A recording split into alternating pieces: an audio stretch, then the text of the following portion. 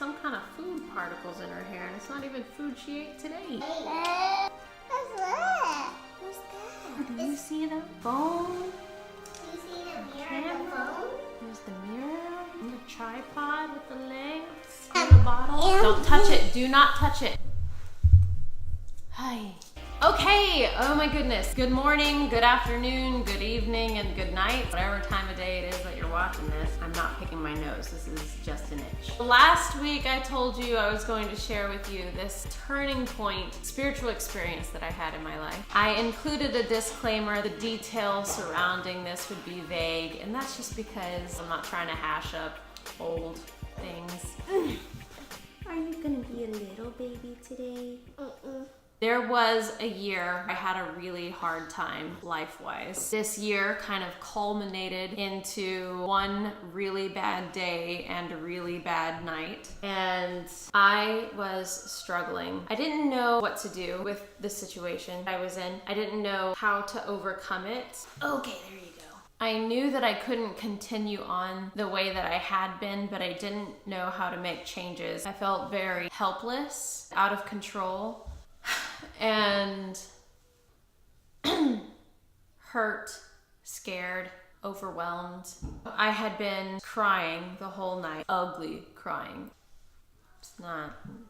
I knew that if I went to the scriptures, something might happen. At the time, I wasn't particularly good at studying the scriptures. I didn't, before this point, have any big special experiences, but I had heard about other people who had. So I got my scriptures off the shelf and I started to flip through the pages. Just picture teenage Amber reading scriptures, crying, almost hysterically, trying to grasp something, reaching for something, looking for something, seeking for something. I had no idea what I was looking for, where to go. I would just open it up and read a verse and then flip a random amount of pages and read a verse. I don't remember what I read. I couldn't tell you what book I was in or what verse it was that I read. And something happened. It didn't hit me like a ton of bricks, but it came over me gently and softly and slowly. It came over me and filled me up at the same time.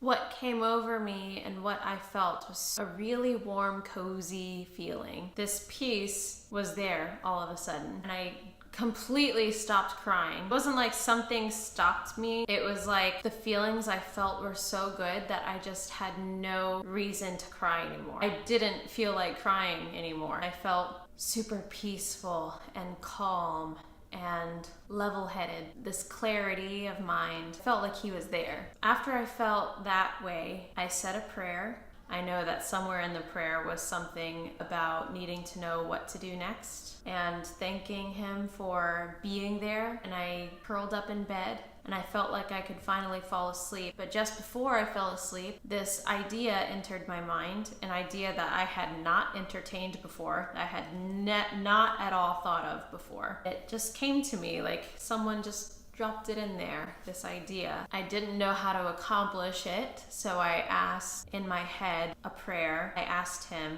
how do I do that? And another ideas kept dropping in my head. And I formulated a plan for how to get myself out of this situation, a situation which was not good for me. The experience of following through with these ideas and making this thing happen was extremely difficult. I don't want to say that because it was what he told me to do that it was simple. It wasn't simple, it wasn't easy, it didn't always feel good. I second-guessed myself the entire way through, and I second-guessed myself for years afterward, wondering if it was the right thing, if I did the right thing, and if those things that I felt were actually God, or if it was just me making things up in my head. It wasn't easy. It didn't always feel right, but I knew that I felt something special, and I had to follow through with that. The hope that it was God, and the hope that this was the best thing for me to do. So I did those things, and honestly, it wasn't until years later that I was able to look back and see that, yes, that was the right thing to do. And yes, that did put me in a better situation. He works in funny ways. We don't always understand why, and we don't understand what. We don't understand how. Ask and it shall be given you. Seek and ye shall find. Knock and it shall be opened unto you. Because of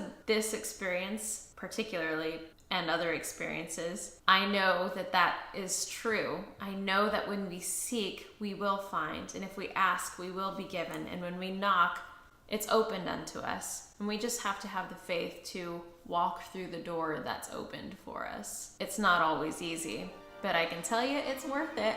Thank you for listening to my little story today. This video is another installment in a series of videos about spiritual experiences that I have had, encounters with God, if you will. I used to post my videos on Thursday afternoons, but now I will start posting them on Sunday afternoons. I hope that you've enjoyed this video, and I hope that you will stick around to watch another video next week. I'm not sure at the very moment what it's going to be about, but I hope that you'll check it out. If you feel so inclined, please like, subscribe, or even share the videos on your social media platforms. I'd like to challenge you to pick up a book of scripture today, open it up, seek for something, ask for something, knock, and then don't be afraid to go through the door that's opened. Love you guys. Thanks for watching.